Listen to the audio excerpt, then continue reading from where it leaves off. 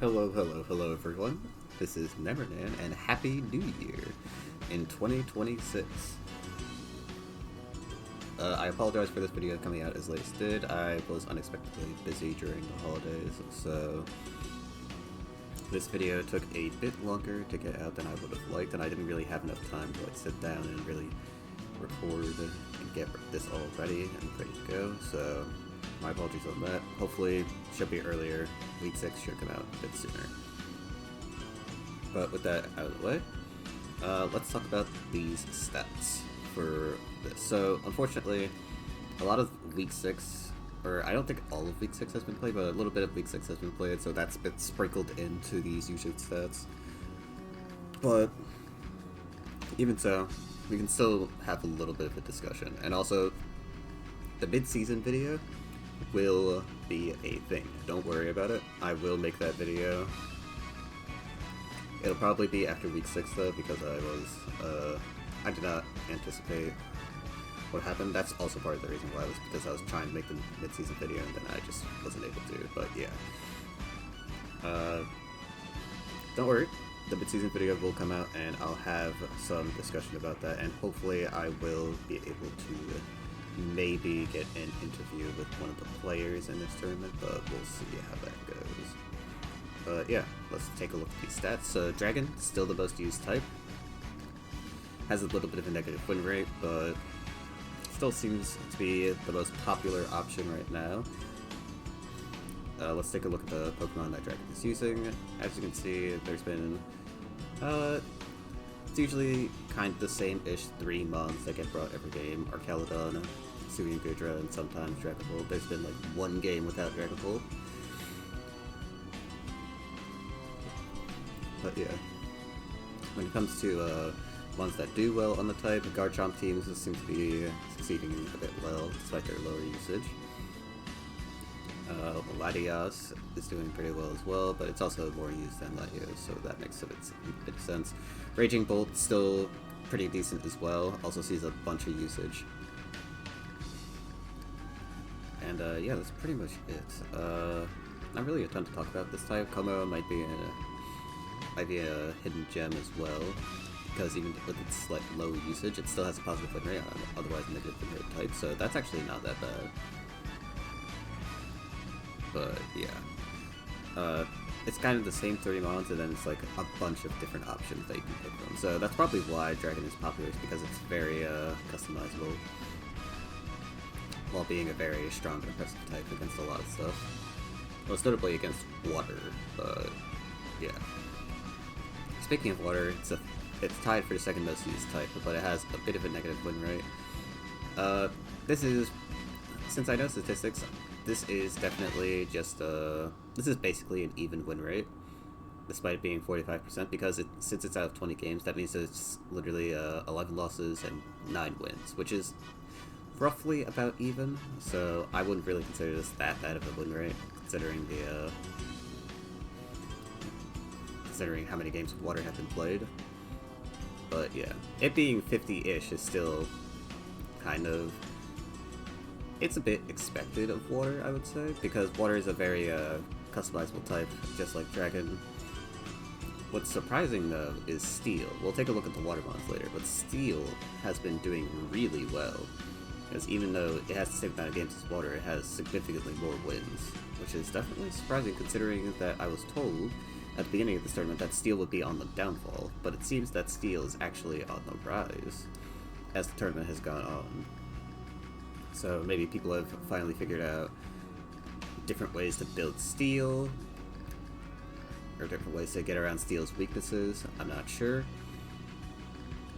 But common trends we do see a lot of Archaludon, a lot of Goldengo, of course Heatran is there, and we also have a ton of Iron Treads. Corviknight teams are very unpopular, Scarberry teams are very popular. Do see a little bit of Empoleon, but not that much. But yeah, actually surprisingly, there's been no Bisharp usage this entire tour, which doesn't seem that surprising, because I believe that particular build of Steel fell off. But Scizor has been popular, or not really that popular, but it's been doing really well. fact, none of these Pokemon have a negative win rate, which is a bit surprising. But it is because it's on a positive win rate type, so it's not that super surprising. We also have a little bit of Excadrill.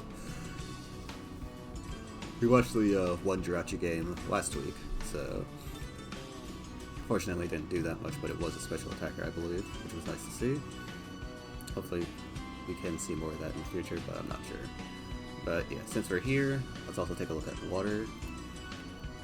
Basculegion female, we saw it do well in both games. Well, the one game. The other game kind of just got sacked and did nothing, but in the other game, it did do a lot of work, and I was actually really impressed to see that.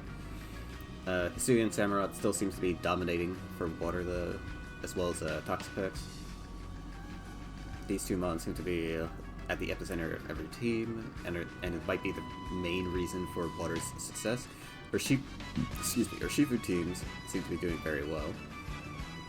71 is definitely a very good win rate to have, even with the few games it has. But yeah, generally just a bunch of scattered usage for water, because as I said before, it's a very customizable type due to its wide breadth of mons. But yeah, it seems like it does have a lot of options, but it seems like Rain doesn't seem to be doing particularly that well. Unless it has Kingdra, apparently. But Rain without Kingdra hasn't been doing too hot, and Manaphy has actually done well in the few games that it's been brought. Yeah, just a lot of variety on water. I actually thought Walking Wake would have been used more, but it seems that Walking Wake has not been used as much as I thought it was. But in the games where I do see Walking Wake, it seems to be doing very well, especially since it completely destroys fire, and makes it so that the matchup is completely unplayable for them. But yeah, that's it for that type. Next we'll take a look at Dark. Dark, slightly negative win rate, but again, very few games, so it's actually not that bad. It's roughly 50. Dark Mons, there's a lot of options here too. Dark is actually surprisingly customizable. I was not expecting this tour, but there actually are a lot of options. Darkrai, Hoopa Unbound, seeing a good amount of usage. Mandibuzz, Meowscarada are also pretty common. Hisuian Samurott doing well, and Tinglu, definitely the one that has been dominating on Dark teams. It's also been dominating on ground teams as well. Tinglu just seems to be a very good mon in general, especially now with the Taunt set coming out, and a couple of other sets too. I forgot what the other one we saw last week was, but it seems to be a very customizable mon, which is always a good sign for a type, when one of your best mons has a lot of options that you pick from. Ground is actually doing not that great, and flying seems to be coming back a little bit. But yeah, we won't look at the usages for those types, but Fairy has been doing very well, 72%, which is pretty good. And then for the lesser used types, Fighting hasn't been that good, or hasn't been as common as I thought it would be. Fire, not doing hot at all. Ghost Bug and Normal are doing whatever, and the four types that still haven't been used are Grass, Ice, Psychic, and Rock. I might do a video possibly explaining why those types aren't getting used, but yeah, that'll be for probably mid-season. So yeah, that'll be it for that. I will now take a look at the games that have been played for this week. So let's start with this one. So we have Do Amphibian versus Rindo Kame. We have Steel versus Ground. It seems that we have a Ground team versus a Steel team. Caesar's Steel versus relatively standard Ground. Great Tusk Ground specifically. I have been seeing a lot of Great Tusk lately on Ground, which that is something that I believe is trending, but I could be wrong. But yeah, this matchup seems like it should be favored for Rindo Kame, but Steel is a very crafty type, And I think Caesar with Trailblaze could be a bit of a threat here, especially if it has Sword Stance as well. So this could go either way, as Reno Copy also does have the Great Tusk that can beat down a lot of Steel Spawns. So let's see how this goes. Caledon lead into Lander's lead. See an instant Earthquake from the side of Reno Kame, but the Amphibian does get those rocks up and is able to live the subsequent Earthquake. We see the gravity coming down on Landorus. Substitute. The body press not being able to break through. Oh, this is the Steel Killer set, I believe. Because the next two moves that this thing should have should be not Earthquake. Alright, so Rendo Akami should be able to freely substitute here, but they choose not to and use Earthquake instead. Here comes the Iron Treads. Landers is forced to switch out. That Landers set is supposed to be able to 6-0 Steel, but it seems that Dude Amphibian put Rendo Akami in a bit of a tough spot with the Dragon Meteor, so isn't able to quite do that just yet. Alright, we see the Smackdown onto Goldengo, but Goldengo is evidently not ballooned, so it doesn't really do much. Nemerswine does click Earthquake on the switch, but Caesar comes out to take it. Caesar looking like it's choice banned with that damage, so that's not great for Dude Amphibian. Skarmory taking the Earthquake. Here are the spikes coming in from Skarmory. Iron Treads comes out immediately, but do we see? Yep, we see the gravity, but I believe he can't. Yeah, Renokami is slower than the Iron Treads, so he is forced to swap out. Great Tusk comes in. Heatran comes in. Headlong Rush connecting and getting rid of Heatran instantly. Here comes Caesar. Cloudsire comes out as a response. Cloudsire will get to a KO by the choice band Caesar. Here comes Excadrill. Will he go for a Rapid Spin or will he go for the Earthquake? No, he goes for the double into Landorus. Onto the expected Skarmory. Very good play from Mendo Kame. But again, Iron Treads does come out on the gravity. Sorry. We see the Ice Spinner KO Excadrill, which is not ideal. But here comes Great Tusk. Now, I believe the balloon shouldn't be active. Yeah. So Goldengo comes out to take the Headlong Rush and is O-Code. Here comes Caesar. Again, Caesar threatening the KO due to it being choice band. Mamoswine is KO'd as a result. Here comes Lindo T again, but because of his own gravity, he takes a bit more chip than expected. Here comes Hippowdon. Hippowdon easily able to take the Bullet Punch. Iron Treads comes out again. Slack Off is used to recover Hippowdon's HP. You see the Stealth Rock come out. Rapid Spin is used, but Slack Off is used to keep Hippowdon healthy. Will Rindo Kami be able to break this somewhat deadlock and get some progress done? But we will see. Ice Spinner still has a lot of PP. We do see the Whirlwind come out. U-Turn is used on the Caesar, letting Iron Treads come in. Slack Off is used, and we're reset back.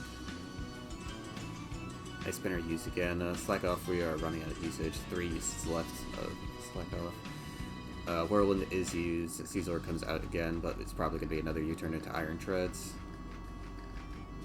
It completely walls this Hippowdon set due to the fact that it has Balloon and Hippowdon doesn't have a move to break it. Slack Off is used again, but he only has 1 use of Slack Off left. Whirlwind is used again. This time it gets Skarmory instead of Caesar, so it's able to do something else. Yeah, Great Tusk comes out. Doubles into Landorus Therian, and he predicts the Skarmory switch in instantly.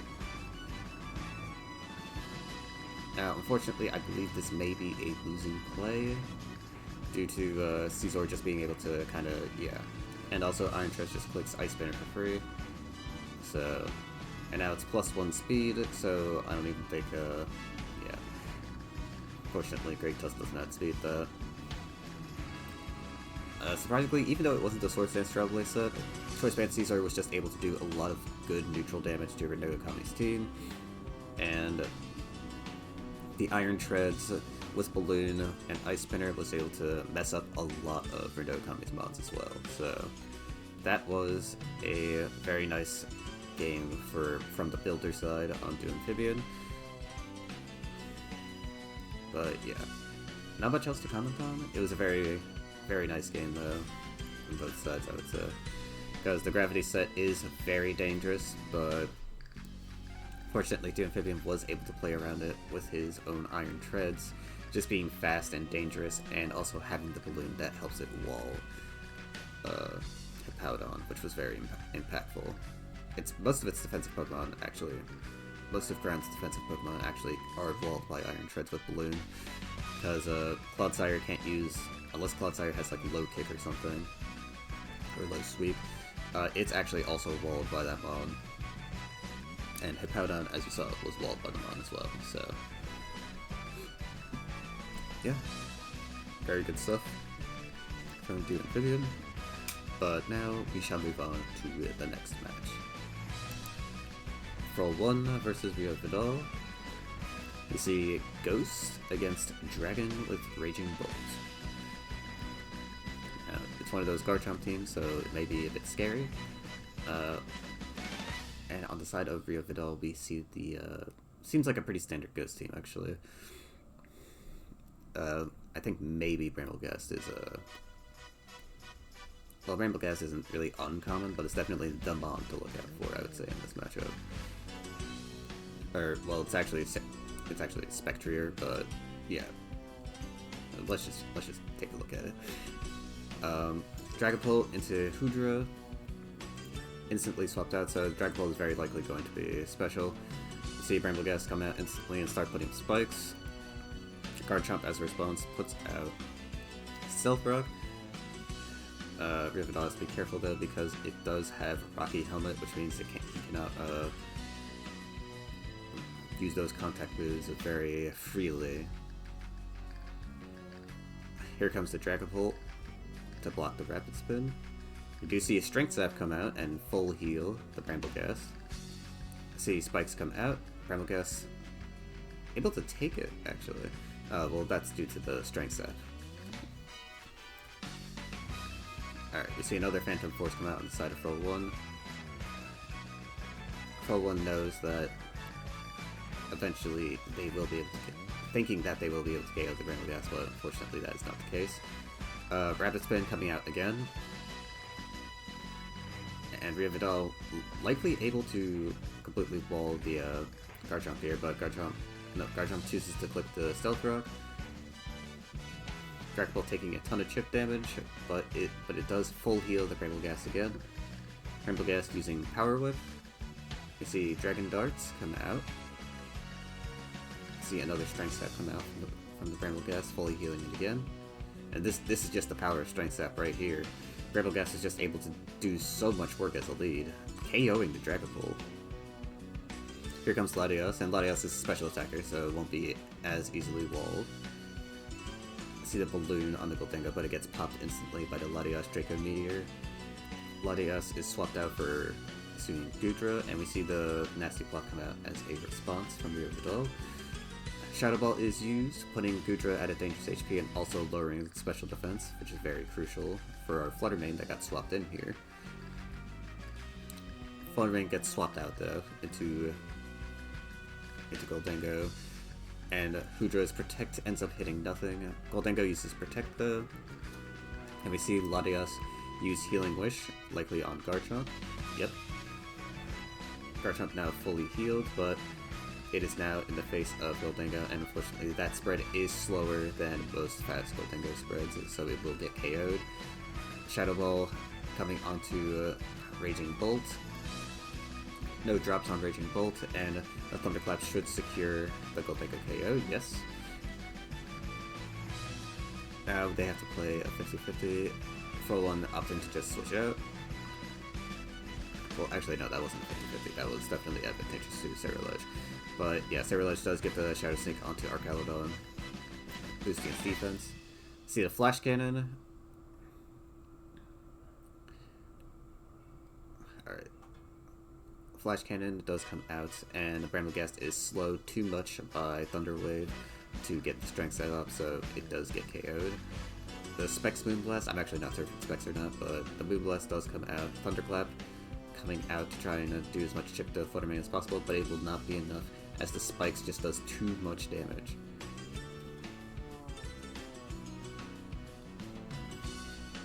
And yeah, there you go. A W for Ghost. Now this game is proof of concept of how powerful Strength Set as a move is on the right Pokemon. Because Bramblegast was just able to completely dominate the early game due to it just completely being able to wall Garchomp, despite the fact that it can't Rapid Spin forever against it. The Strength Step was basically allowing it to do so, as Garchomp wanted to get those hazards down, but it couldn't keep them down. Because Bramblegast would just constantly Rapid Spin them away, and then full heal from Strength Step. And Garchomp is just slowly getting weaker over time, which makes it harder for it to retaliate. And then the Power Whip would just constantly wear it down as well. And then when he tried to go into his Spin Blocker, it just ended up getting, stopped again. Since he was a physical set and not a special set. So that was very powerful showing from Bramblegast. And just shows how dangerous Ghost can be in the right matchup with the right build. So very well done by Rio Vidal, I would say. And we shall move on to the next game. Alright, Benlodil versus Scarfire. We see Dark Watinglu and Darkrai versus Scarfire's standard Steel team with a Excadrill and Corviknight instead of a Skarmory. So let's see how this goes. Alright, so we see Darkrai lead into a Corviknight instantly switching out into the Balloon Heatran. We see an instant Nasty Plot coming out from Benlodil. A Dark Pulse comes out, popping the Heatran balloon, but now Darkrai is trapped by the Magma Storm. Heatran already gone from the game. Excadrill is most likely Choice Scarf here, so Benlodil will swap out. Iron Head is used, and Corviknight is swapped in as a response to the Mandibuzz. Mandibuzz predicts the switch and uses U-turn. Greninja uses Ice Beam. Does decent damage. Ooh, and a freeze on the Goodra may be detrimental. We don't know how long Goodra's going to be frozen for, but it does get swapped out for Archaludon as Tinglu gets the spikes up. Corviknight coming out, likely going to be Defog. Nope, it is Bulk Up instead, so it's the scary setup set. This could be dangerous for Dark, as Body Press is the move that is used on these setup sets. Taunt to prevent the Whirlwind from Tinglu, very scary. Probably going to see another Taunt? No. We see Brave Bird come out instead. U-turn used on Mandibuzz, and here comes the Darkrai with Heavy Duty Boots. Thunder coming out, but missing, very unfortunately.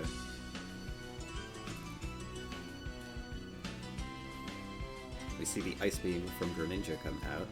A critical hit, but it does get roosted off.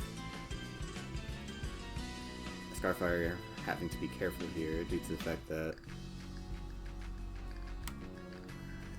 Ice Beam could freeze again, but Scarfire does not seem to be completely intimidated by this fact, and does keep roosting.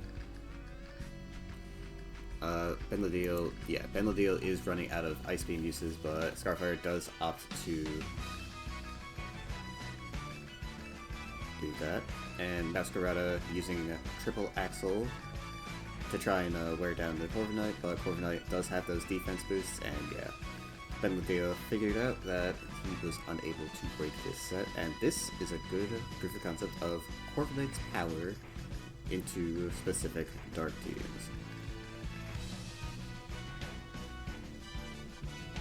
But yeah, this was definitely a powerful showing for Corviknight, as we haven't really seen it do too much on Steel this entire season, but this showing was definitely worth the wait, as this setup set, it was able to completely stifle out Dark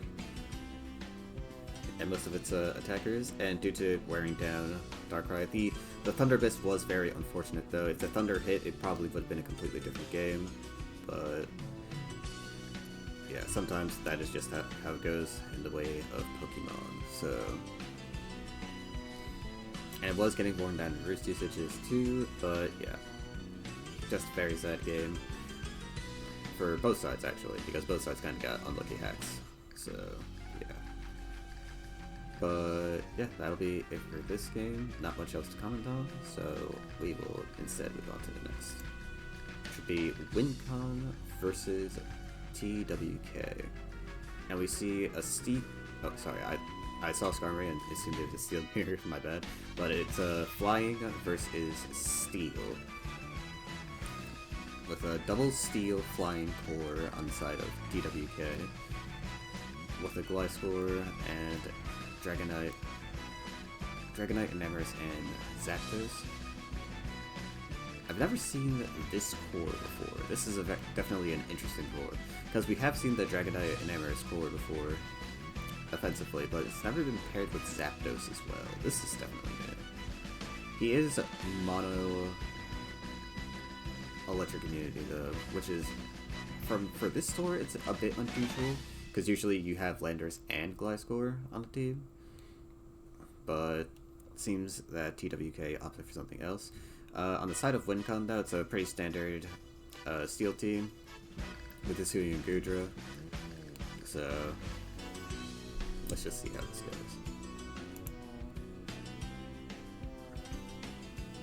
Alright, Gliscor instantly leading off, not opting to protect and instantly knocking off Archaudon's leftovers. Toxic Orb proccing. Here comes the Zapdos with heavy duty boots and pressure. The Skarmory does come out, but it gets swapped out immediately for Hisui and Gudra. Here comes Zapdos with the substitute, and a knockoff not doing anything. Knockoff gets blocked by the substitute. We see a discharge and an instant paralysis come out from inside of TWK. Are we likely going to fish for paralysis?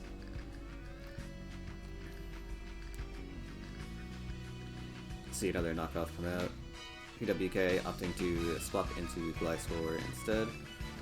Goldengo is put out by WinCon, possibly protecting the Gliscor. Nope, it goes into Skarmory instead. Skarmory's Rocky Helmet has now been removed, and now Zapdos is being put back in. The Whirlwind comes out and puts in TWK's Skarmory. Now both Skarmorys are facing off. What will TWK do here? He will Stealth Route. The Goldengo coming in with its Air Balloon. We see a nasty plot. We see a nasty plot. It is swapped out though, due to, I believe, Zapdos maybe outspeeds that particular Goldengo set. So Discharge hits nothing on the Iron Treads, as it does perfectly block it. Iron Treads clicking knockoff and removing Skarmory's leftovers. Goldengo now comes out on the side of WinCon as response to Body Press. Body Press is successfully blocked, and Goldengo gets a free nasty block, unless it decides to go for an offensive move. Yeah, it does go for an offensive move on the Zapdos, possibly protecting the Zapdos and trying to get as much chip on it as possible. Gudra does come out and tries to wall Zapdos, but it is paralyzed, so it needs to be careful. Heavy Slam, not able to break the substitute either. Bruce coming out on TWK. He has 6 uses of that move left, I believe. Yeah, he has 6 uses left. Gliscor is put out. Gliscor's Toxic Orb is removed, but it does not matter that much unless WinCon has a way to remove that poison status effect from Gliscor. Sword Stance coming out from TWK as he swaps in his Skarmory. Skarmory does click Roost, and Gliscor is +4. This is a very scary spot. You see Whirlwind come out, and this Gliscor is removed and put in with Corviknight instead. Corviknight looking like it's especially defensive set as it uses U-turn and swaps straight into Zapdos. Zapdos is pressure, so static is not a problem, so Skarmory can use Heavy Slam without fear, or sorry, Body Press. But Skarmory on TWK side comes out into the Wincon's Hydra, who gets swapped out into Gholdengo. Roost is used to fully heal TWK Skarmory, and Gholdengo possibly getting a Nasty Plot. Yep, Nasty Plot is used. A crit on the Gholdengo comes out, as Hex does 51%. We see a recover from Wincon. No, we see another Hex used. Recover is used this turn, and Wincon ups to swap out. Wincon doing a bit of work on Zapdos' Roost usages here, as it has 3 uses of Roost left. Hurricane coming out on the side of Zapdos. We see the Confusion come off as well. Zapdos still spamming that substitute. Instantly recovers from the Confusion. Goodra, that is. Hurricane instantly confusing Goodra again. Goodra gets paralyzed for the first time this game. See Discharge come out. Goodra recovered from the Confusion again. Another substitute, and another Paralysis proc on Wincon's Goodra. But Goodra is just very easily able to tank Zapdos' moves, but it seems that it might also be losing PP at the same time. Another Confusion from Hurricane. TWK hitting a lot of raw Hurricanes, which is very insane. Hydra is swapped out for Gholdengo, and Corviknight is put in on TWK's side, but we see the Zapdos instantly come out again, blocking the Thunder Waves from Gholdengo, and now Hydra is forced back in. Hurricane instantly proccing Confusion yet again. Dragon Tail is used and getting a crit on Gliscor, which could be helpful in the future. Corviknight is forced in. We confirm the GUI on Goodra, and Gliscor is put in. Confusion now ending. Gliscor getting swapped out again by Dragon Tail. Gliscor had a very dangerous HP for swapping in. The superpower is blocked perfectly by Gholdengo on Wincon's side.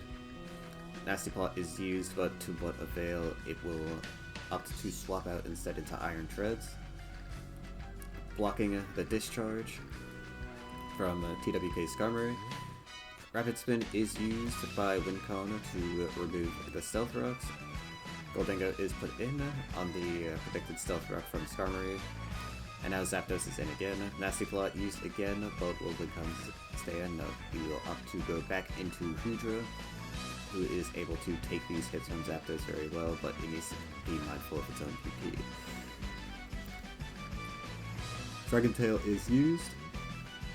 Dragonite coming out for the first time this game, but it is swapped back into Skarmory on TWK side, and Wincon Z also goes into his own Skarmory.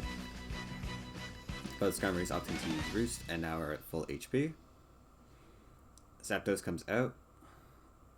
The Body Press from Wincon coming out onto Skarmory. We now see Gliscor come in on the Hydra swap. Gliscor able to get some of its HP back now. Knockoff coming out, but Skarmory's item has already been removed. Whirlwind is used, and Skarmory is brought out. Zapdos is put in. Skarmory healing its HP back on Wincon's side. The first Hurricane miss of the game, I believe, on Hydra. Skarmory coming out. Skarmory's item also already been knocked off. Hydra is swapped out for Skarmory on Wincon's side. TWK Skarmory ups to Roost. Body Press used by TWK, but Wincon uses Whirlwind to force in Zapdos. Iron Treads put in as a response to the Zapdos. Another Discharge blocked perfectly. Knockoff is used again, but Skarmory still has its item removed, so it does not do much damage or provide much value. Body Press is used by TWK, but it's blocked by Goldingo. Goldingo, once again, using Nasty Plot, but to no avail. As Winkunzi will go back into Goodra. Substitute is used by TWK, and Winkunzi will try again to break the substitute. TWK has 2 Roost uses left, and the Paralysis. Goodra's PP is not looking very good, especially from Knockoff. Its Knockoff uses are very limited. Goodra getting paralyzed. See the Dragon Tail come out, but unable to break the substitute. See Hurricane yet again. Knockoff is used and able to break the substitute. Here comes Skarmory. Iron Shards is swapped in, possibly predicting the switch, but it's not predicting the Skarmory switch, so it swaps into Goldingo. 2WK using Roost on his Skarmory. We count the Roost on his Skarmory. So 2WK Skarmory has 4 Roosts left. Goldingo using Hex on the Zapdos Raw. Goldingo Hex usages are probably very low. Yes, it has 6 uses of Hex left. Zapdos using its last remaining Roost. So now TWK is going to have a hard time walling the Goodra, but Goodra also has very little PP left. So it might be a bit scary for it to deal with Zapdos as well. See the Goldingo recover its HP. Alright, the Hex KOing Gliscor and removing a crucial part of the Flying Core. Very well done by Winkunzi. Discharge coming out from the Zapdos, but remember Zapdos does not have Roost anymore, so using Substitute is very risky. Dragon Tail on Goodra coming out.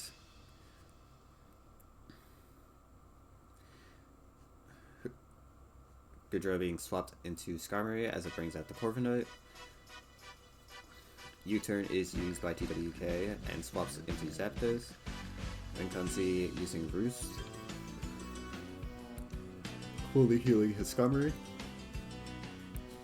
We see Sui and Goodra come out again, likely going to click Dragon Tail. Now it opts to go into Goldingo, possibly protecting the body press. Nasty Plot is used by Goldingo. TWK expecting a switch, but to no avail as Winkunzi does stay in 2 Nasty Plot uses. Able to get Zapdos to very low HP. Hex is used. Both. Alright, has its last Hex usage. So now Winkunzi has no more uses of Hex. And I think Goldingo actually can't do anything defensively anymore. But it was able to KO Corviknight and get Zapdos to extremely low HP. So Goldingo was able to do quite a bit, even with its limited use. Goldingo can still use Thunder Wave in this game, but it likely will not be doing that. As well, it will still try to do that, obviously. But yeah, Skarmory comes out. Goodra comes out as well. Goldingo comes out to predict the Skarmory swap, and not Skarmory swap, but the Skarmory Body Press, but as a result, Skarmory Body Press gets blocked. Zapdos comes in, blocking that Thunder Wave, and Goldingo is forced out. Here comes Goodra, taking the Hurricane very easily. See a Dragon Tail come out on Goodra's side. Zapdos is put in. Zapdos forced out due to it lacking any ability to threaten Goodra. Goodra swaps out on the Skarmory switch-in, and Archaludon is put in. What will Archaludon do? Attempt the Thunder Wave, but it gets blocked by Zapdos. Zapdos raising Archaludon's defense with the Hurricane hit. Here comes Enamorus. Enamorus opting for Moonblast, which does very little to Goldingo. We finally see the T-Wave make its way onto TWK Skarmory. TWK Skarmory has 2 Roost uses left. A Paralysis Stun coming out on the side of TWK. We see Iron Defense get used. And Body Press comes out, but Whirlwind is used. Dragon Dance coming out from the side of TWK. Wincon using Roost to try and fully heal his Skarmory. Skarmory likely going to click Whirlwind on the Dragonite. Yep. And Skarmory on Wincon's Z side tries to KO TWK Skarmory with Body Press, but TWK uses Roost. TWK unable to get the Body Press to connect on a real target and ends up wasting a couple of uses of it on Goldengo. Winconzi does opt to put in his own Skarmory though, and is looking to Whirlwind this Skarmory out. Yep. Inamoris taking another whopping 25% from Stealth Rock. Earth Power is used by the Inamoris, successfully hitting Goldengo, doing quite a bit of damage. Winconzi forced to go into Skarmory, but TWK predicts the Skarmory swap and clicks Body Press of his own. TWK trying to keep Winconzi's Skarmory down, but Winconzi has one Roost use left, but TWK has 0. Goldengo comes in on the Inamoris. Inamoris almost able to threaten out Goldengo. Inamoris can't really come in again due to TWK lacking hazard removal at this point in the game. So Inamoris is KO'd, able to get his special attack drop on the Heatran though, which could be helpful. Skarmory does come in. Thunder Punch is used. But the Whirlwind does go through and whisks Dragonite away. That's the last use of Roost for Winconzi's Skarmory. Whirlwind is used again to try and chip Skarmory. Dragonite uses Dragon Dance again. Winconzi seemingly forced to use Whirlwind every turn. Skarmory paralyzed on the TWK side, Goldengo able to recover as a result.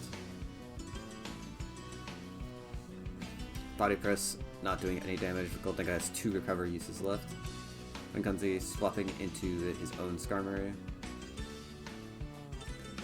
Fortunately, TWK Skarmory is now extremely scary. So it has +6 defense. Remember, TWK Skarmory does not have access to Roost, so it cannot heal itself. Body Press is used and successfully KOs the Skarmory. Archaudon is put in, doing a nice 39%, but it will get KO'd by the Body Press from TWK. TWK maybe... no, actually, he's gonna get KO'd by Heatran here. And now, the Dragonite. Will Dragonite be able to reverse sweep this Steel team that has been very rough and battered around? We shall see. It's at very low HP. You see the Roost come out, allowing it to potentially take a Power Gem. Alright, what are the 2 remaining moves though? One of them has to be Extreme Speed, so what is the remaining move on this Dragonite?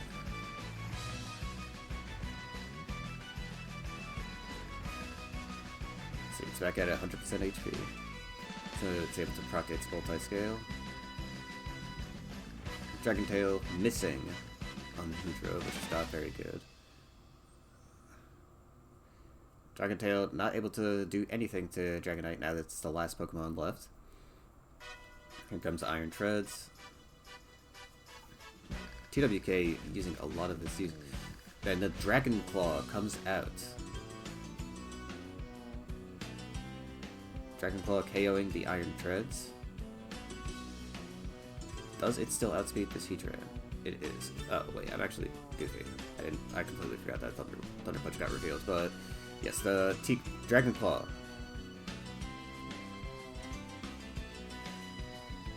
And yeah, there we go. TWK not giving up at any point in the game and successfully wearing down the Steel team so that Dragonite was just able to sweep, to reverse sweep at the end of the game. Very well played by TWK. Winconzi also making good plays as well. This is a very well played game of Pokemon, even if it was very lengthy. But yes, the Dragonite, the Zapdos doing a lot of work, wearing down Hudra, and a couple of other Pokemon's PP usage. TWK keeping his Wincons alive and just trying to slowly whittle down Wincon's team over time. Very well thought out strategy. Wincon having some tech for this team as well, with the Thunder Wave on Gholdengo, and also the Hex also being very useful against Gliscor, making it unable to really do Gliscor things as much as it wanted to do. Yes, very, very well done by both sides on this game. But TWK will take the crown, or take the W, and yeah, we'll just move on to the next game. So now we have Clean versus Twinkie. We have a Steel Mirror, and don't worry, this isn't a Monotype match. Monotype type for this week was normal, so this is a regular Gen 9 match. But yes, we see Skarmory, we see a Scizor team, Scizor Steel on Twinkie's side versus Clean's Hisuian Goodra team. So, Hisuian Goodra with Corviknight. So let's see how this goes. It's likely going to be Corviknight, setup sweeper Corviknight, if I had to guess. Arcaludon immediately leading off with Draco Meteor. Both sides instantly using Draco Meteor, looking for that easy advantage. And the crit from Clean, getting the body press crit on Twinkie's Arcaludon, going to set the tone for this game, most likely. As we see the Gholdengo use Thunder Wave on the Corviknight.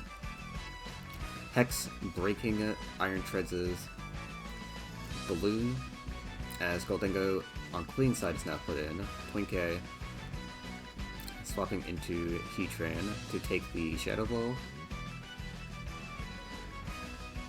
We see Lava Plume come out. Twinkie swapping into Skarmory. Skarmory taking the Dragon Tail and doing a little bit of chip to Goodra as a result. Goodra not chip healing from leftover, so very likely is the Heavy Duty Boots Life Dew set. Twinkie trying to use Thunder Wave on another bomb, but unsuccessfully gets blocked by Iron Treads. Iron Treads removing Skarmory's Rocky Helmet, but taking a bit of chip as a result. Skarmory putting those spikes down, as here comes Gholdengo. Arcaludon puts up rocks, and Hudra is put back in. Hudra very easily taking the Hex. Hudra actually not Heavy Duty Boots, as it takes damage, so I'm not sure what this Hudra could be using as its item.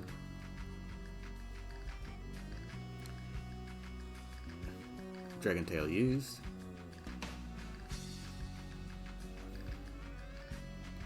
And we see the gooey confirmation on Hudra, blocking the Rapid Spin Speed Boost. The Air Balloon on Twinkie's Iron Treads has been removed, but it does remove Corviknight's leftovers as a response. Brightbird is used into the Heatran, but to no avail. Heatran using Lava Plume and able to KO the Goodra. So we are still not sure what item that thing had, but I'm sure we'll find out later. Earthquake coming out on the side of Iron Treads. Twinkie protecting it with the Protect.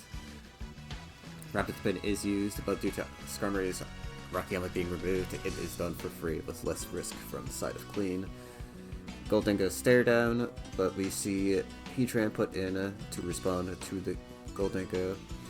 We see Protect used to block a Shadow Ball, allowing Heatran to chip heal to 100%, which was very crucial as it allows it to survive or play this 50-50. Will Clean use Nasty Plot. He opts for Substitute instead, which puts the Heatran in a bit of a tricky situation, as now Gholdengo is at a low HP, but so is Heatran, and Heatran may not be able to KO anything. The Scizor instantly getting dropped by the Gholdengo. Corviknight is put in, and blocks the Earthquake from Twin K's Iron Treads. Corviknight's still slower due to the paralysis. The crit may have mattered, but I'm not 100% sure. Gholdengo is put in regardless, and these do see another protect. Twin K trying to preserve the C-Train as much as possible. Cleans Gholdengo, almost OHKOing Twin K's Gholdengo, and also outspeeding and KOing Twin K's Gholdengo. We see Iron Treads come out on the side of Twin K getting a rapid spin off, allowing it to get its Earthquake off. And this may be game, as nothing can outspeed Twin K's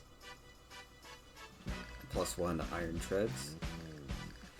Yep, and that will be it. A well-played game from Twin K. And when it comes to how the Steel Mirror usually goes, usually whoever loses Heatran first is typically the one that loses, but as you saw, that was not what happened this game. As, well, technically neither of them lost Heatran, but Twin K's Heatran got worn down significantly the entire game, but it made very good use of its HP and weakened a lot of Clean's Pokemon, so it was used very well. Clean losing their Archaludon at the beginning of the game was definitely unideal. Or actually, no, I think Twin K lost it instead. Hold on.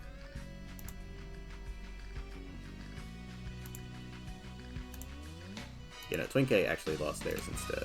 So, you would think that would put him in a disadvantage, but it seems to put him at an advantage, as Clean was in an awkward spot and had to try and maneuver their way into a playable position after Twin K did that.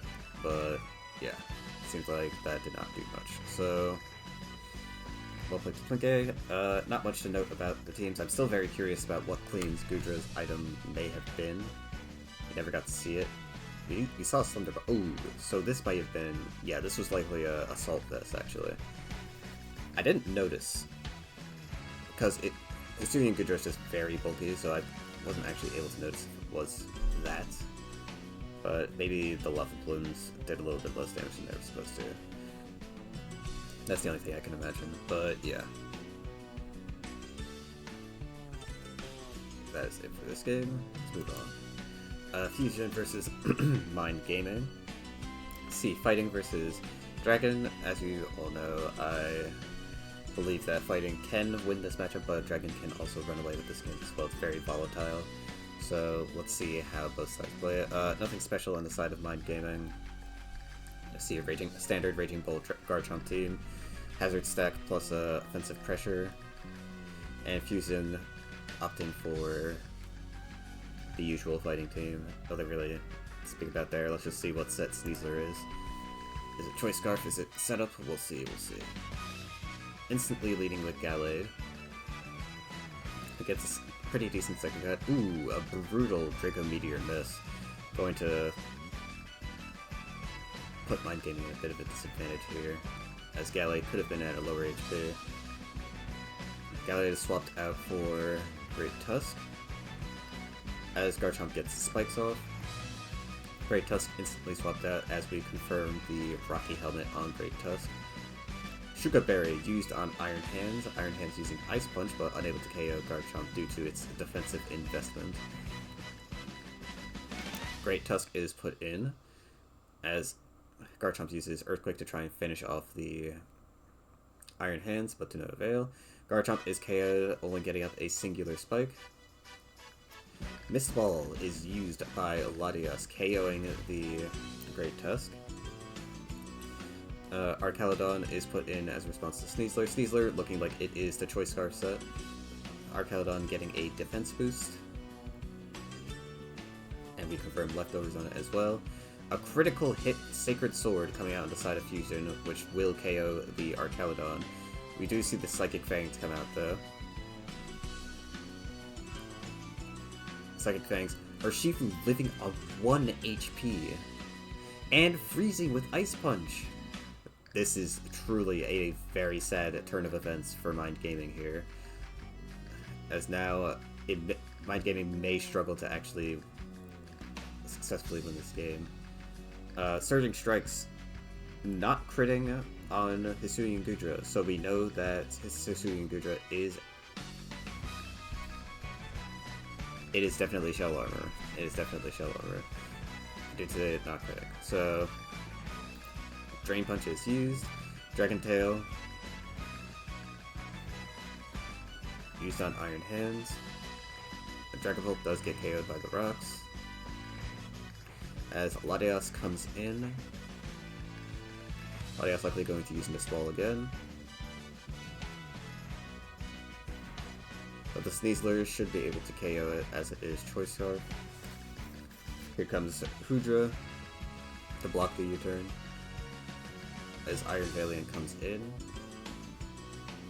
Iron Valiant using Moonblast.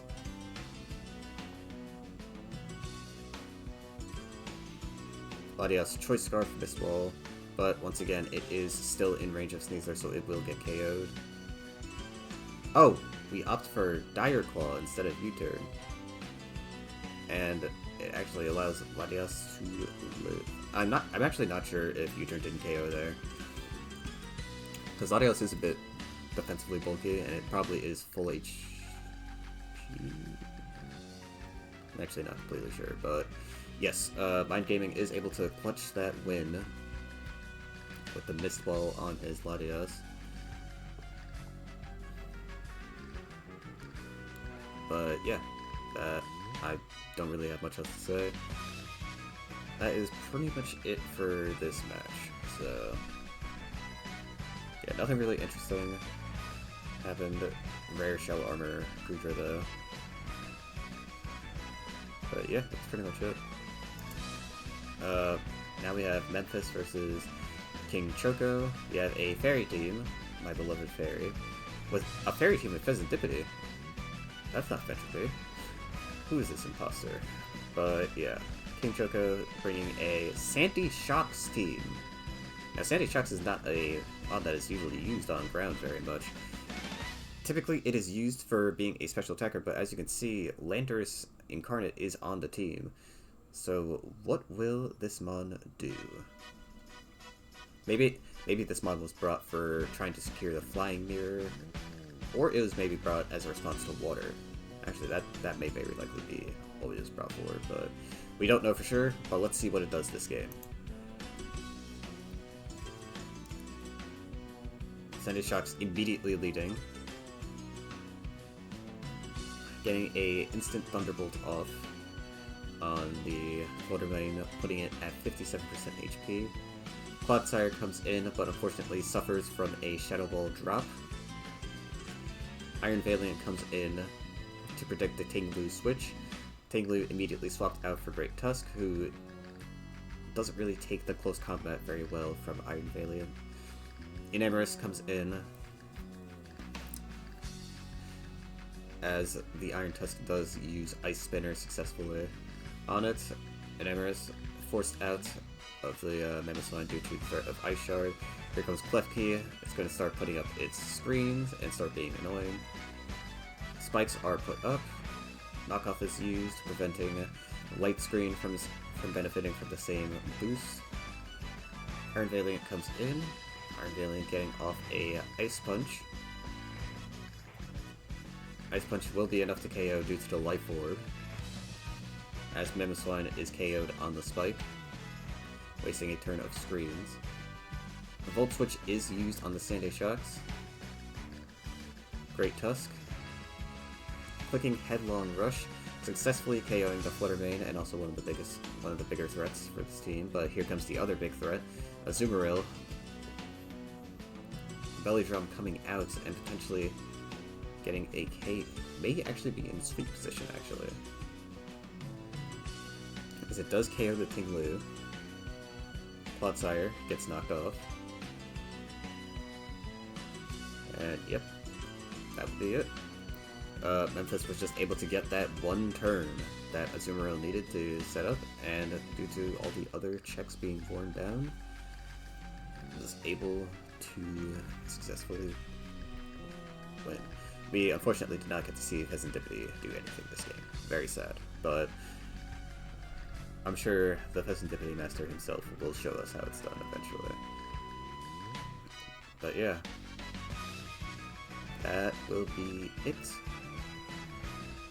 for this game. Again, very, very strong showing. Has very strong bonds. Azumarill just skewing this matchup insanely. But yeah. Not much else to say. Masco versus Decalicious. I guess that's what it is. But regardless, it is Sand Ground versus Sand Ground. Okay. This is not a matchup I was expecting to see ever, to be honest with you. But we do see Great Tusk versus Garchomp, which Garchomp, I don't think we've seen a lot of Garchomp on ground, actually. Which is very strange, because I think it is a very good mon on ground as well, so... yeah, we'll see how this matchup goes, and again, this isn't Auto Threat, this isn't normal, this is a regular game of Gen 9 Monotype, so let's take a look. Also, even if it was ground Monotype, both sides would have Toad Scroll, so yeah, don't you worry. We see the Hippowdon come out and set up Sand, eject button instantly used, but Decalicious's Excadrill is locked to Iron Head, and so is Masco's. Not sure if this is a speed type, but regardless, Masco does get flinched by the Iron Head. So Clodsire is put in as a response, but Clodsire unable to take those Iron Heads very well. The Sand dissipates, but Clodsire on Masco's side is gone. Decalicious puts in his own Hippowdon setting up Sand, as Landorus does a ton of damage to it, and knocks it out completely. Landorus forced out by Mamoswine, and Hippowdon comes in as a response. Hippowdon unable to take both Ice Shards and does fall as a result, but Masco's own Mamoswine comes in. Clodsire coming in as a response, but is unable to take those Earthquakes very well. Masco swapping out his Mamoswine for Garchomp. Garchomp getting some nice chip onto Excadrill. Garchomp actually looks like it may be Choice Scarf. Well, we won't know for sure, but it did do a ton of damage and knocked out Decalicious's Landorus, which is very huge. Great Tusk comes in on the side of Decalicious, but to no avail, as Great Tusk does KO the Excadrill. Both sides do not have Sand, so Excadrill see a lot less usefulness this game. Landorus KOing the Excadrill as the predicted Earthquake from the side of Decalicious comes out, and now Masco, unable to take the Ice Shard, is defeated by Decalicious. Very well done by Decalicious. A little bit hacksy, but such is life. But yeah, Garchomp doing a decent amount of work this game, but sadly it is the ground mirror, and Garchomp and ground mirror is, it's like 50-50 whether or not it's great or not. But yeah, very, very nice game. Let's move on to the next bit. So we got Zeri versus Fogbound Lake. Zeri opting for a sand ground team, while Fogbound Lake opts for a seemingly stally-ish water team. This looks like semi-stall, because I don't think Hisuian Samurott allows this to be true full stall, so this is very likely semi-stall, but yeah, this is a very fat team, so we might be in for a long one this game. Here comes Dondozo, instantly taking the Earthquake for Empoleon, as we see an instant rest come out. Sleep Talk is used, as we see an Avalanche come into the Mamoswine. Another Sleep Talk is used. Avalanche comes out. Very risky play by Fogbound Lake. Most likely was trying to fish for a water move against the Mamoswine. Okay, and the Dondosa goes down from Ziri just spamming Earthquake on Mamoswine. Alright, we see the Aqua Cutter come out on the side of Fogbound Lake, but the eject button comes through, and Excadrill, the sash, if it did exist, is gone, and Excadrill is able to just click Earthquake multiple times, as Fogbound Lake has no ground immunity.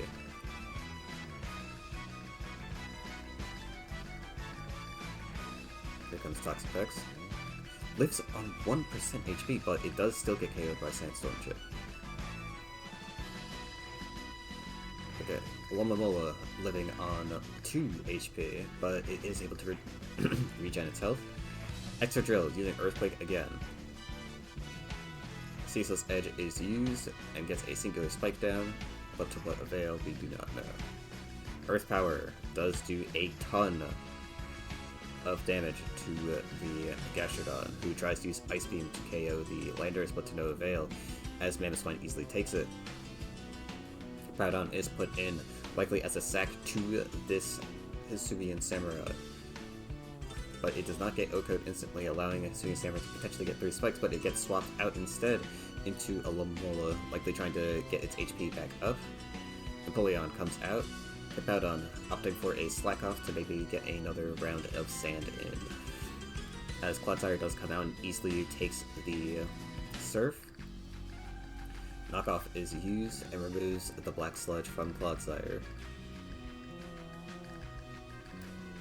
Earthquake used again, easily pressuring the Hippowdon. This Alomomola is unable to use Flip Turn because of Clodsire's access to Water Absorb. Clodsire opting for another P-Jab into Alomomola, trying to get poison on it to wear it down easier. Roost is used by the Hippowdon as Clodsire does go for the Earthquake and lowers its HP. Roost has very limited PP, so it's not going to be very easy for Fogbound to do this. The Alomomola does come back out, as Wish is used.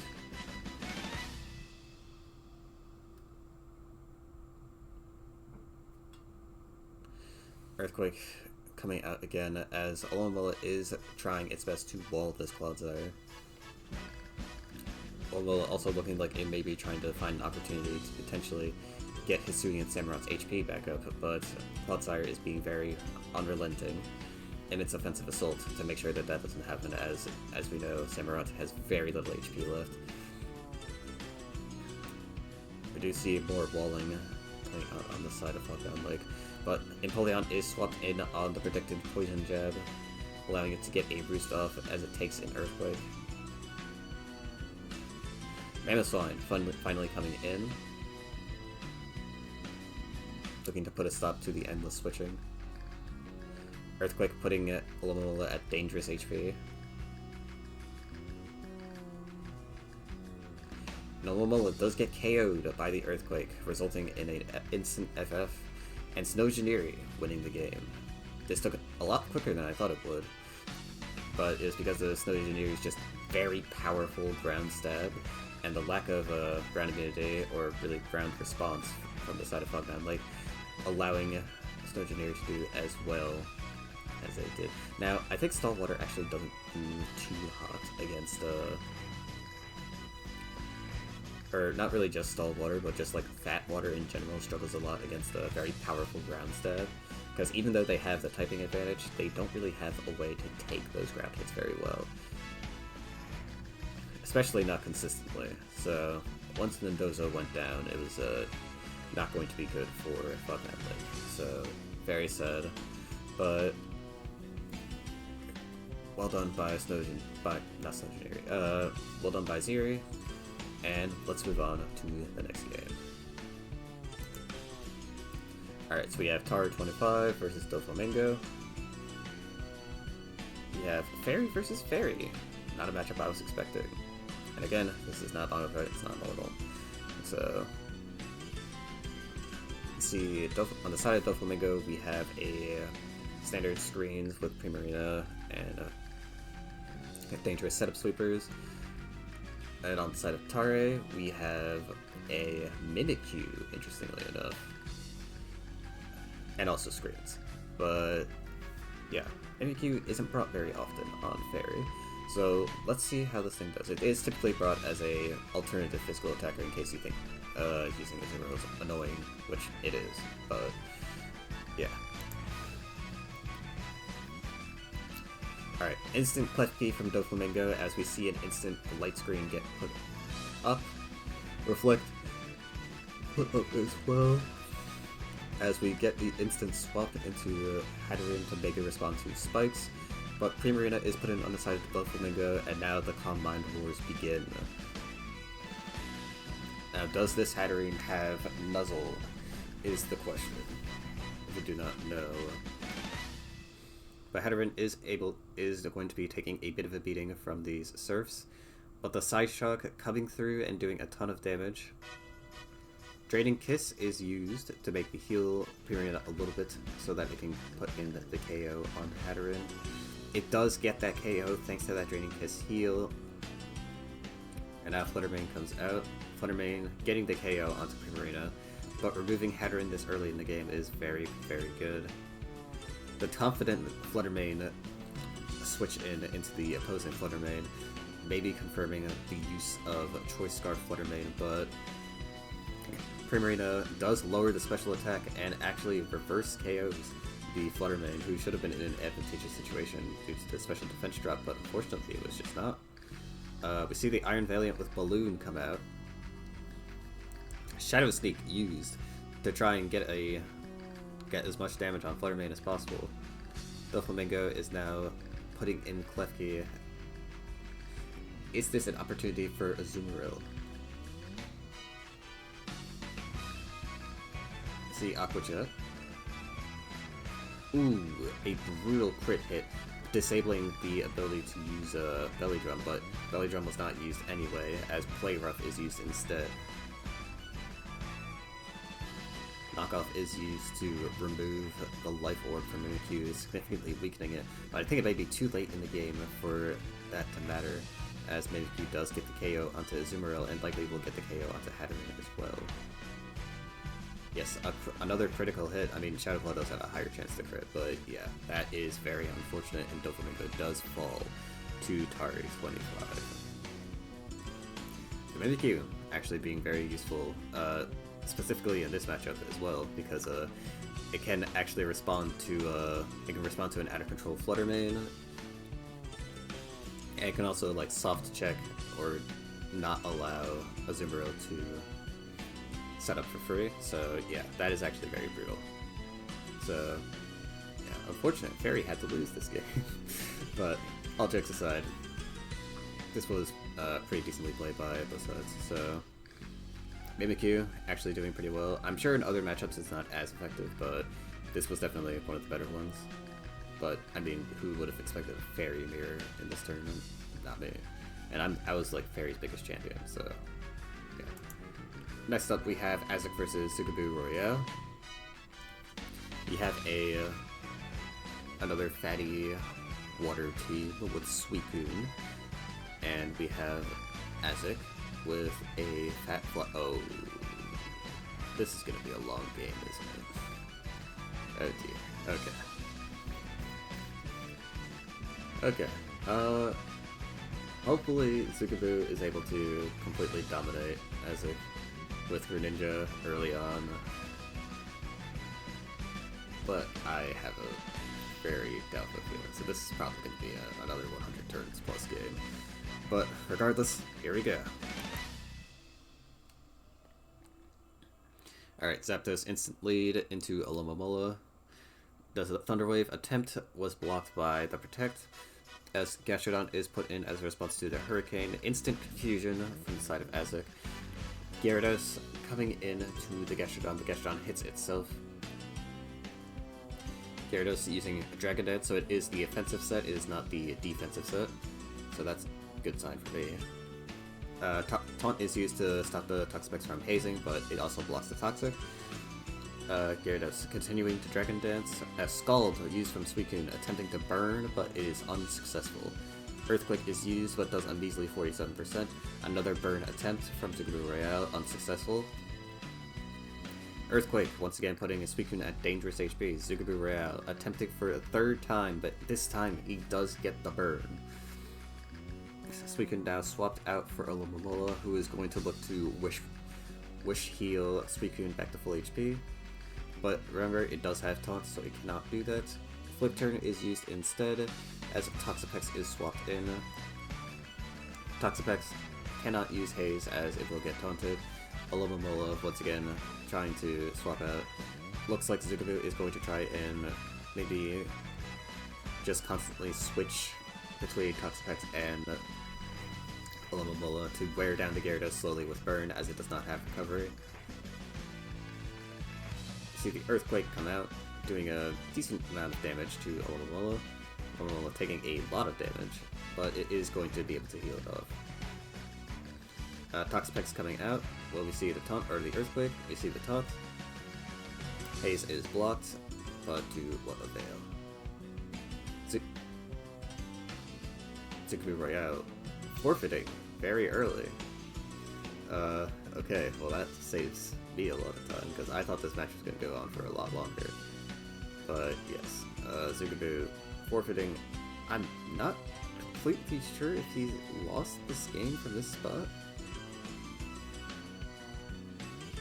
because Gyarados was still going to get worn down, and he still can like try to flip turn into maybe Greninja, who can like Ice Beam or something.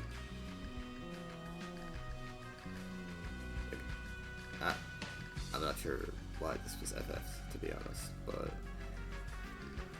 I mean, I guess Zugaboo found this to be an unwinnable position, so he FF'd, I guess. So, yeah.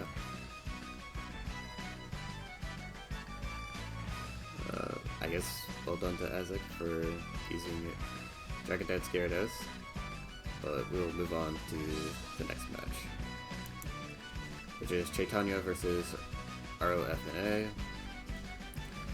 ROFNA using a Latios Roaring Moon Dragon team, very unusual, along with Como. So this is already a very unusual Dragon team, but still does have the core 3, so it has what's important, but will it be enough? We see Chaitanya also opting for Fairy, but Fairy may not be too good against these two defensive titans in Archelodon and Hisui and Gudra, but we shall see how this goes, because Fluttermane will still be a massive threat regardless.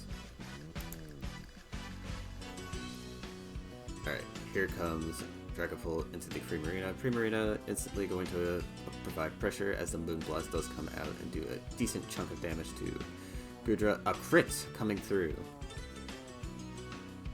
Choice Specs Primarina was confirmed, and yeah, that was a lot of damage, so definitely makes sense in that specs. 2 crits coming through, but yeah, that one didn't matter. Moonblast coming out again, KOing the Latios. Alright, Archelodon finally KOing this demonic Primarina, as Klefki opts for Thunder Wave, instantly stunning the Archelodon. Archelodon not able to move either. The Brox bounced back instantly by Hatterin. There's no way for Dragon to remove those. Hatterin looking to charge up as much as possible to go for a sweep.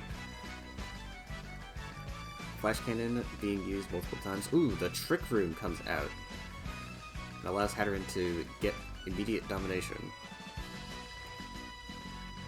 The special defense drop does finally come through on the Flash Cannon, but Chaitanya in a very favorable spot right now, as nothing can really answer it. Como comes out. Psychic is used. And Dragapult, but can Dragapult get the KO? Because no, it does not get the KO. And a clean sweep from Chaitanya. Yep. Alright, I spoke too soon, clearly. But yeah, Dragon got absolutely demolished by this Fairy team. And this was one of the matchups that before India when I was doing my initial predictions for MWP, I said that Fairy would be good because it could do stuff like this to Dragon, which is still an extremely popular type. And this is a game that proves what I was saying it could happen. Dragon just gets completely demolished. Now, granted, this was a very unusual Dragon team, but even if it was a standard Dragon team, I still think that Fairy would be in a pretty advantageous spot against it, so yeah, Chaitanya finally getting that W, because I know he's been struggling this tour, but he used the broken cheat code that is Fairy, and was able to get that W, so congrats to him, and well played as well. But let's move on to the next match, which will be LBN versus Vapor and Vaporeons. I'm just gonna call him Vapor. So, on the side of LBN, we have, oh, another Fairy. I promise this is not the Monotype type for this week. It is very much just Gen 9 Monotype, current gen. But 2 Fairy Mirrors, that is genuinely insane. 2. I mean, 1 was already crazy, but 2 is insane. But yeah, let's see how this goes. So on the side of LBN, we have a Tinkaton team. Actually, both sides use Tinkaton, which we didn't see Tinkaton in the last mirror, so this is already weird. But yeah, both sides brought Tinkaton, and on the side of Vaporins we have Azumarill, and on the side of LBN we have Primarina, so yeah, this could be an interesting match. We'll see if this is the Petty Thief Tinkaton build as well, but it very likely might be Swords Dance. Alright, Instant Liquidation, so that is Choice Band Azumarill for sure. Getting the defense drop onto Primarina, but Primarina instantly KOing Azumarill there. Shadow Ball coming out on the side of Primarina, or not Primarina, Fluttermane. Here comes Tinkaton, and yeah, that does look like the utility set, so going to see some tomfoolery happen. See the knockoff going through. Light Clay is removed on Klefki, which is very, very important in this matchup specifically, or not specifically, but definitely important. We see Tinkaton coming in on the side of Vaporins, but Klefki is removed from the game from LBN, so that's very bad for him. We see the double screens with Hatterene there. Hatterene very likely able to make use of those screens, getting the Psyshock off onto Primarina and doing a bunch of damage. But the Surf from Primarina is still able to KO. Actually, that thing may have been torn. Yeah, that actually may have been torn, so it actually may have actually gotten the boost from being low HP. Yikes. But, yeah, Tinkaton knocks off and steals the enemy balloon. So yes, both Tinkatons are Petty Thief, but LBN's was the better Petty Thief. We see Swords Dance come out on Iron Valiant, another physical Iron Valiant set, very interesting. We do see Close Combat come out. Now, even with Klefki not having Light Clay, it still is better than not having Klefki at all, as those screens will still prove to be very useful this game. Is this Iron Valiant mixed as well? Let's see. Tinkaton coming out. You see another Trick Room Hatterene, but it's not really able to do much against this Tinkaton. Tinkaton not able to use Genkaton Hammer again, so it is forced to use either Knockoff or a Utility move, but obviously it's going to go for Knockoff since Utility moves don't work on Hatterene. Primarina using its possibly Torrent boosted Surf. Oh yeah, that's definitely Torrent boosted. The Trick Room actually doing a lot of work on LBN's team, but here comes the hard mon to deal with, which is the Fluttermane, but Fluttermane easily able to get taken down by Tinkaton, and there you have it. Another fun mirror to watch. Now, I'm pretty sure this was a Torrent Primarina. I'm like 70% sure. Focus Blast accuracy, I'm not sure, that this Spring Reno was Torrent. I could go for the counts right now, but just from eyeballing damage, I think it was Torrent. I think it was Torrent. Because I don't think there's a reason to use Liquid Voice unless you're using Psychic Noise, and it looks like unless you're trying to use Psychic Noise as a water move, and I don't think that was what was happening here, so yeah. Tickaton did a ton of work again, but it's genuinely insane that this was another Fairy Mirror, and it used a mon that isn't really considered super meta. It is a good mon on Fairy, but it's not super meta, I would say. But yeah, both sides brought a non-super meta mon. Crazy, frankly, but yeah. Well played to both sides.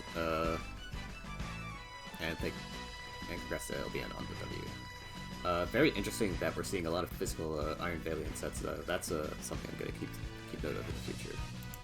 Alright, next up we have Captain Kraken versus Siphicon. Siphicon opting for a Ghost team with Pekarunt and Sinistra, while Captain Kraken is using a fatter flying team with my favorite bird, Zapdos Galar. So I already want Captain Kraken to win this game, but we shall see how this goes.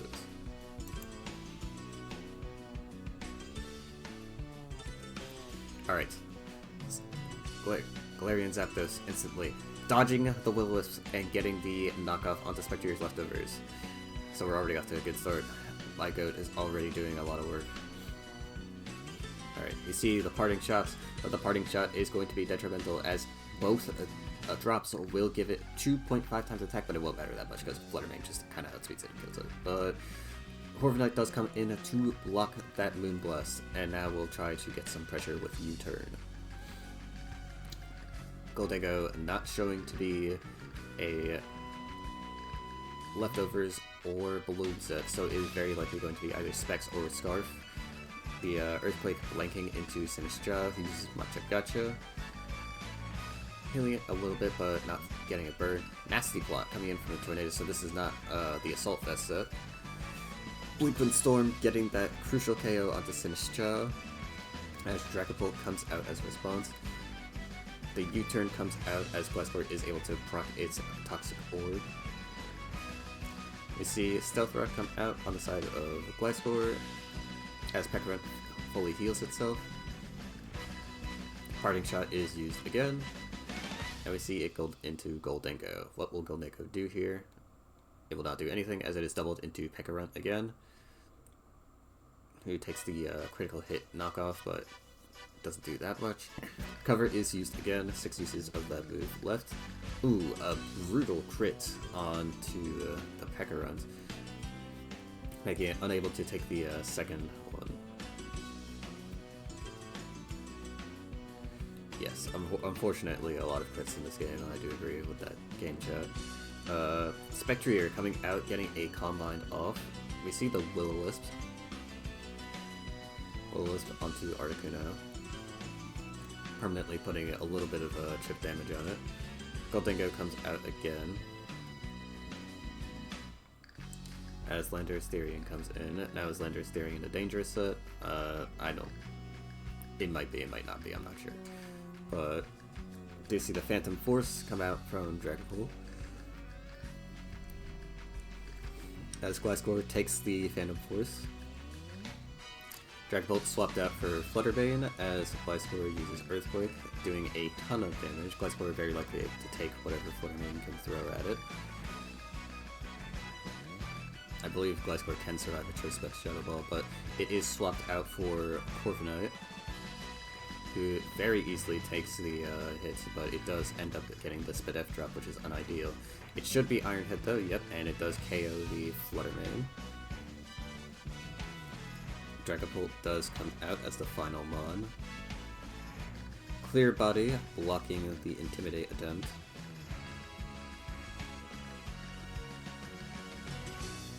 And Zapdos Galar coming out. Now is it Choice Scarf? It is, and it gets that KO on Dragapult, who is Choice Banned. Zapdos survived the Choice Banned Dragapult Dragon Darts, that's crazy. But yeah. Good job, Captain Kraken. A 6-0 with the Galarian Zapdos team. Love to see it. But yeah, very unfortunate game as well. Because Siphigon did get incredibly hacks this game, the Pekarunt not being able to live as long as it could, and also just a ton of crits, ton of very unlucky stuff on the side of Siphigon. But this is Mons, so this is just unfortunately a part of the game. That being said though, Captain Kraken's team is very well equipped to deal with Siphigon's team, so even if there was a lack of hacks, the match would have very likely been close. With that being said, let's move on to the next match. Royal Reloaded versus Crocrums, and we see a Dark Mirror, but the rare Tyranitar being brought on the side of Crocrums, as that is not a common mon that is used on Dark anymore. It used to be very common, but nowadays it is not as common as it usually is. So, we see Hoopa Unbound on the side of Royal Reloaded with a lack of Greninja as well, as it likely Hoopa Unbound is likely replacing Greninja, as well as the Darkrai being there as well. We also see Hydreigon on the side of Royal Reloaded as well. While Crocrums has a fairly standard team outside of the Tyranitar, so let's see how this goes, because this is a very unusual mirror. Alright, Mandibuzz lead from Royal Reloaded into the Darkrai lead from Crocrums. Crocrums instantly Will-O-Wisp-ing the Tingaloo. This could or could not matter, depending on if it has Ruination or not. Stealth Rock is used by Royal Reloaded, as he does confirm that he has leftovers. Spikes on the side of Crocrums. Crocrums using the Ruination to remove half of Mandibuzz's HP. But the Toxic does come through and will prove to be very obnoxious. Mandibuzz should be Overcoat, so it is immune to the chip damage from Sandstorm. Yaskarada riskily coming in. Is it going to click Play Rough? No, instead we see U-Turn do a decent amount of damage to Tingaloo as Hydreigon comes out.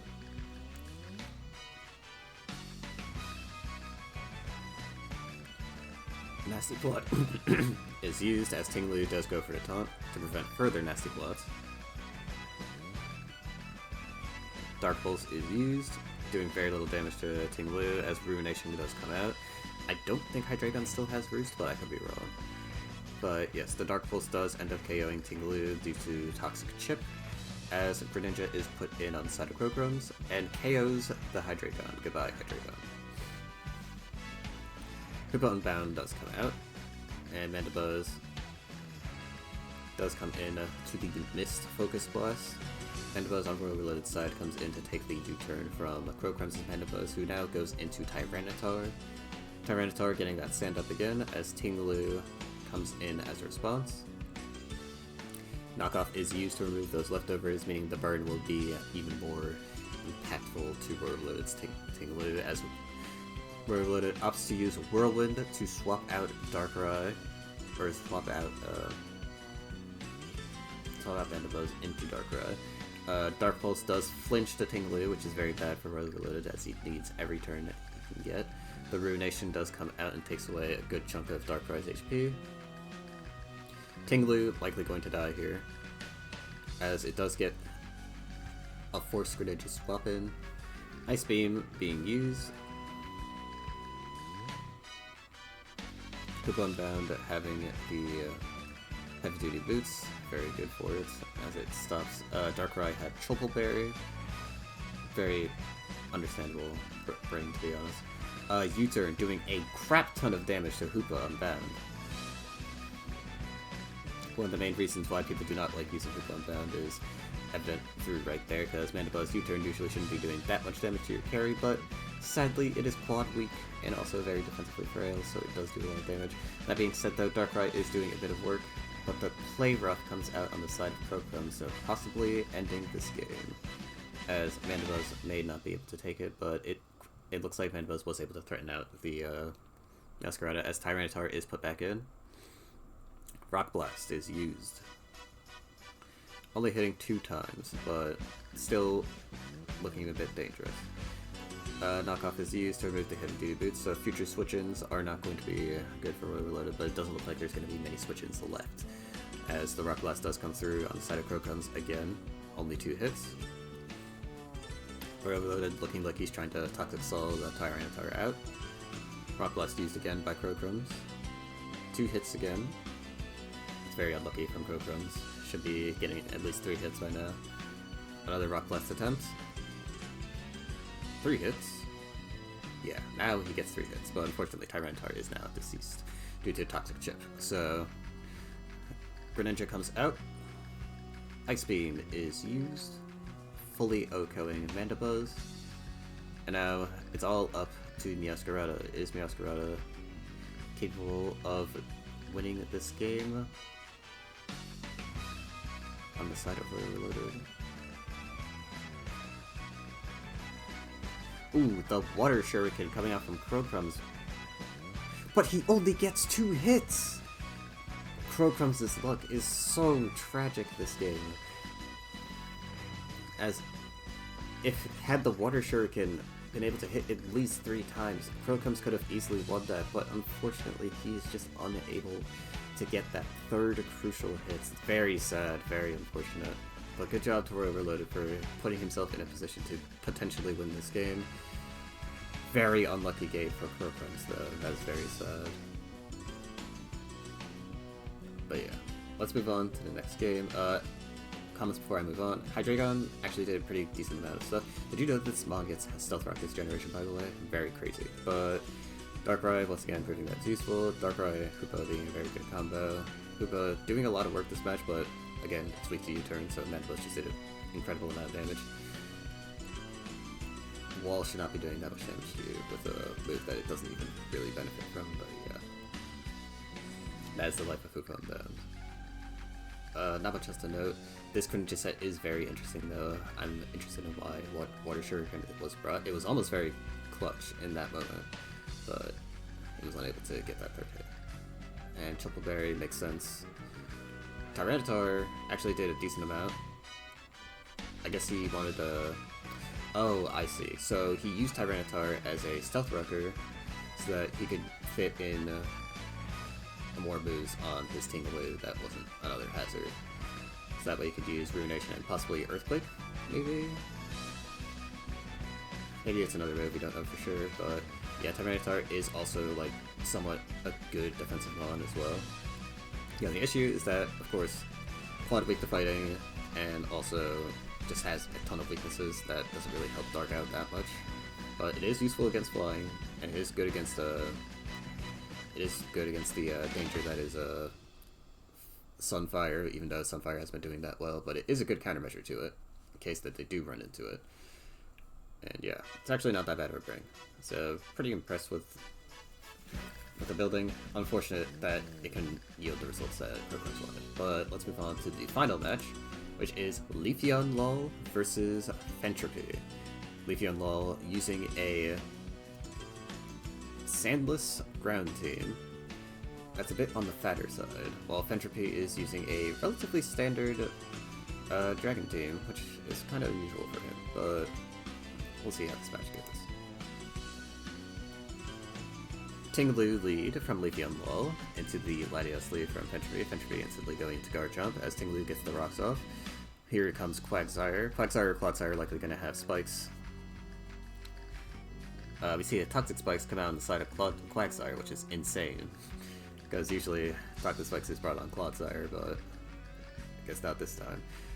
Iron Treads coming out and taking a Draco Meteor, removing Arkeldon's leftovers. Clodsire comes out to respond to Arkeldon, who uses Draco Meteor and does a little bit of damage to Clodsire. Here comes Latios, as the Recover is used by Leafeon Lull. Tingaloo instantly put in as a response. Tingaloo taking the Ice Beam, an unfortunate crit though, as Tingaloo needs every bit of HP as it can get. Arkeldon coming in, Payback used. Oh, that was the set I was thinking about earlier, is Payback. But unfortunately Payback not really doing much to your Arkeldon.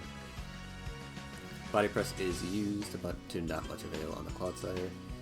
Flash Cannon used to potentially get a special defense drop before Arkeldon unleashes his Draco Meteor, but Fentropy opts to just Draco Meteor anyway. Cloudsire using Recover. Alright. Assuming Goodra comes out, Leftovers is confirmed.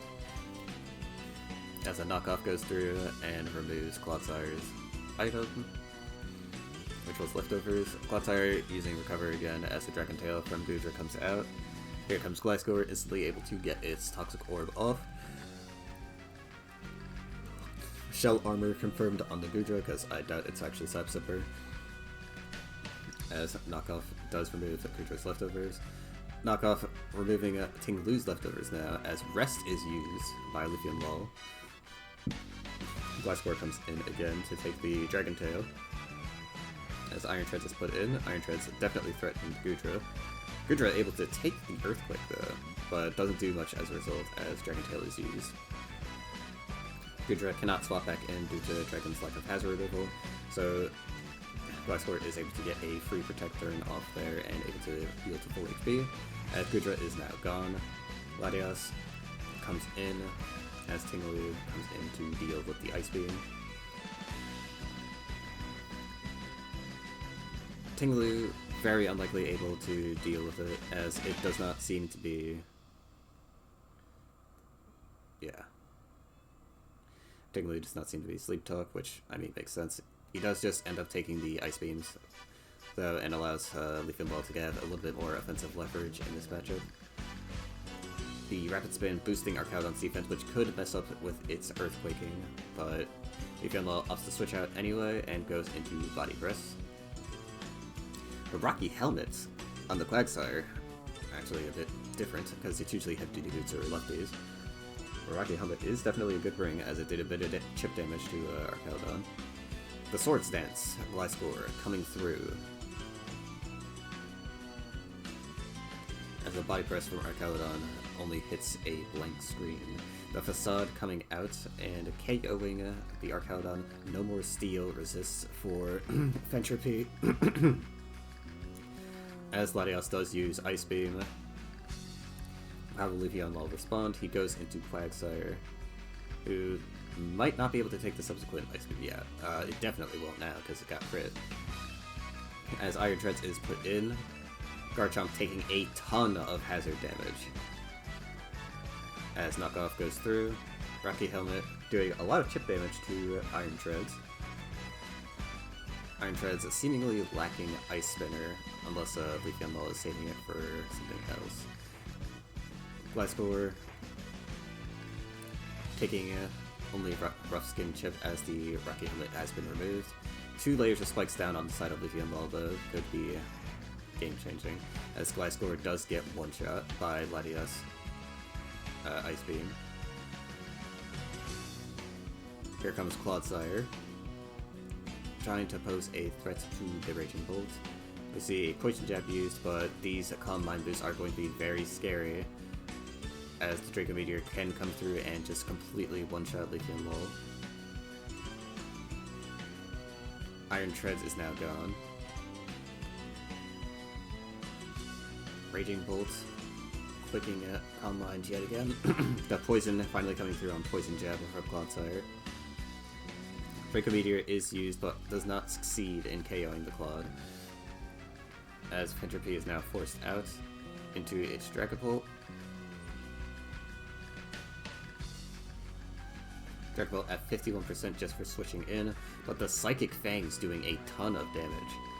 The only issue is, I don't think that Leafeon Lull will be able to survive.